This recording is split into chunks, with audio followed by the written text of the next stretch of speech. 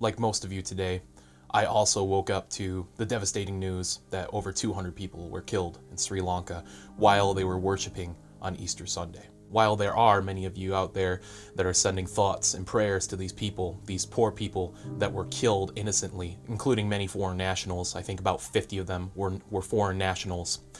While many of you are sending thoughts and prayers, I'm deciding to do something else about it. Normally on this channel I'm doing comedy and satire videos, but I never really comment on political issues unless it is in the sake of satire. But today I'm 100% serious. Now, if you didn't get the full story, I will tell you exactly what happened in Sri Lanka this morning. This is what The Guardian says. Sri Lanka attacks, several arrested after 207 killed at hotels and churches on Easter Sunday. To say that this is just some random attack and some random event on the other side of the world is to be idle to reality. The reality is, the West is under attack, and we need to do something about this. And also to say that this incident is not connected in any way to the Notre Dame burning is also to be idle from reality. Just look at this. 25 killed foreigners remain unidentified, say authorities. The message is clear. France silent about 2,000 church attacks over the past 2 years. The message is clear. Could Notre Dame just be an accidental fire when over 2,000 churches in France have been desecrated and France has done nothing about it? Could it be that the reactions from certain Parisians ogling over this fire were just an accident? Could it be that the bombings of Sri Lankan churches and hotels killing foreign nationals is just an accident? The message is clear. At least 5 British citizens killed. The Sri Lankan Ministry of Foreign Affairs says at least 5 British citizens, 2 who hold dual US and UK citizenship, were killed in the attacks.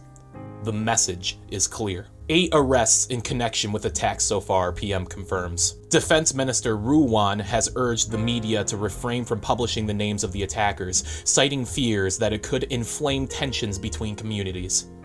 The message is clear. And it even goes further to say that Christianity is by far the minority religion in Sri Lanka. Christianity is holding only 7.4% of the Sri Lankan population, while Islam at 9.7%, Hinduism at 12.6%, and Buddhism by far the majority religion at 70.2%. And with this attack being performed by a certain group of people, the message is clear. The West needs to realize that Christianity is the peculiar driving force for why the West has become so powerful and so desired by so many other nations. To deny Christianity as one of these forces for why the West has become so powerful is denying reality. The true harbingers and the bearers of Western culture will realize the problem and where the problem stands right now. As Western people, we must be doing something about this before it comes to a city near you. And for those of you that are saying that I'm standing on the graves of the people that died, what would you do if one of your family members was killed just because of an idea? What would you do if one of your family members was killed just because of a belief? The fact of the matter is, the West has declared war on the West. To deny this is to be idle to reality. We as the West must do something in order to preserve our culture and the cultures of others around the world, to retain the beauty that our home on Earth has always had. The fire at Notre Dame, it can't be replaced. The 200 Christian lives that were gruesomely snuffed out of existence for just an idea, for just a belief, can never be replaced. Those 2,000 desecrated churches in France in just 2 years, the memories can never be replaced. Islam taking credit? Militant Muslims hostile to Christianity rejoiced in the latest destruction of church property in France and even took credit for it.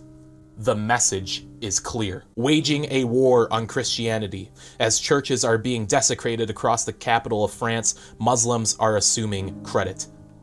The message is clear. Crosses are broken, altars smashed, Bibles set on fire, baptismal fonts overturned, and the church doors smeared with Islamic expressions like Allahu Akbar, he explained. The message is clear. A war has clearly been waged on Western civilization. Because without Christianity, the Western civilization would not exist. And they are smart, so they know this. The only way they can get into our minds and into our souls is by crushing our hopes, our dreams, and our accomplishments. Whether it be an Easter Sunday or a certain cathedral in France, something must be done, before our culture is snuffed away. These plus 200 people that were killed in this tragic, tragic event are caricatures to what will happen to the rest of us and to our culture. For those of you that are saying that I should just send my thoughts and prayers, our idol to reality. This is our reality now. But with any chance, people will open their minds, they'll open their hearts, and they'll realize what's being lost. I dedicate this video to the 207 people killed in the Sri Lankan massacre. Your lives will never be forgotten. Your faith will be paid abundantly in heaven. And shame on the journalists and all the news outlets that are not making this headlining news. This is the worst politically driven terrorist attack in recent memory. Attacks like this can be equated to 9/11, and we're still not saying anything about it. Something must be done before we're eliminated forever. The message is clear.